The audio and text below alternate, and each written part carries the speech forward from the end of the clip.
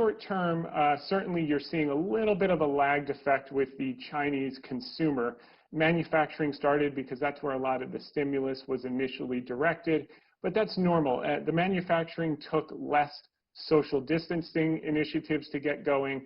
The consumer, as they become more and more comfortable going out with their masks, and certainly as we get better treatments and vaccines in the pipeline, that's going to come roaring back. The manufacturing and the construction is a precursor to the consumer sentiment, which will certainly come up in coming months. So then as we look ahead in terms of timelines, then what's your outlook in terms of demand really recovering more fully? Yeah, well, I look at HSBC. They actually, you came from a Q1 trough of negative 6.8% GDP. It rebounded in China in Q2 to plus 3.2.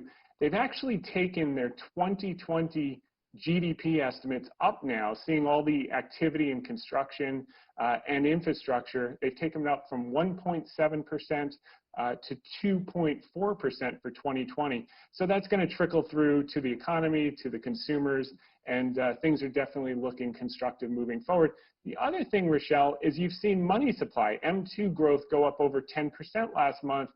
That's also going to bode well for GDP, both for 2020 and certainly in 2021. And in terms of the latest consumption readings out of China, not as good as expected. So how likely is that to affect production going forward?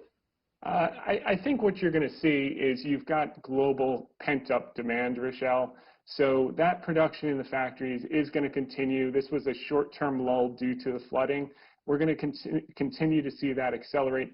Even if the stimulus does not keep increasing, I think there's enough momentum that's been gained from the massive action that was taken. And you're actually seeing a parallel to what you saw in early 2009, the last time they did a stimulus package, and you're seeing the demand in cement, in steel, and you can see it just in copper prices. The demand for that metal has gone up considerably, and that's China industrial demand for sure.